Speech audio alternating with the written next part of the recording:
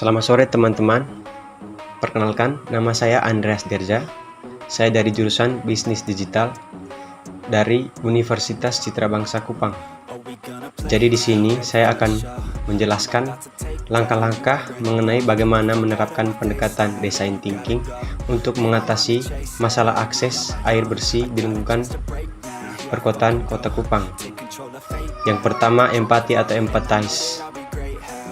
Melakukan wawancara dan observasi mendalam dengan warga setempat, pemimpin masyarakat, dan lembaga terkait untuk memahami dengan lebih baik kesulitan mereka dalam mendapatkan akses air bersih. Catat pengalaman mereka, tantangan yang mereka hadapi, dan bagaimana hal ini memengaruhi kehidupan sehari-hari. Yang kedua, tentukan posisi define. Setelah memahami masalah, tetapkan tujuan yang spesifik, misalnya menyediakan akses air bersih bagi setiap rumah tangga di lingkungan tersebut. Buat pemahaman yang jelas tentang apa yang ingin dicapai sebagai hasil dari solusi yang akan dikembangkan. Yang ketiga, ide atau ide. Kolaborasi dengan masyarakat setempat, ahli, dan tim multidisiplin lainnya untuk menghasilkan berbagai ide. Fokus pada solusi yang dapat diimplementasikan secara lokal, seperti sistem pengumpulan air hujan, teknologi sederhana untuk penyaringan air, atau proyek sumur bersama di titik-titik strategis. Yang keempat, prototype. Implementasikan ide-ide tersebut dalam bentuk prototype atau model yang dapat diuji.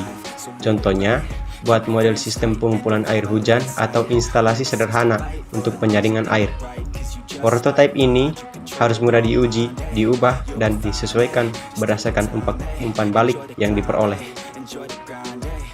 Yang kelima, uji.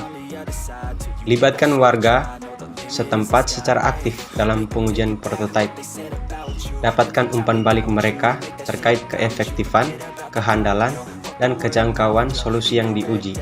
Gunakan umpan balik ini untuk memperbaiki dan menyesuaikan solusi. Yang keenam, implementasi atau implement.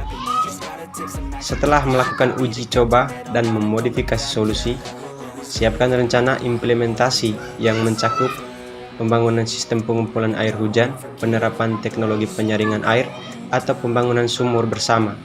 Pastikan solusi ini sesuai dengan kebutuhan dan ketersediaan sumber daya. Yang ketujuh, evaluasi dan peningkatan lanjutan. Tetapkan sistem pemantauan untuk mengukur efektivitas solusi yang diimplementasikan.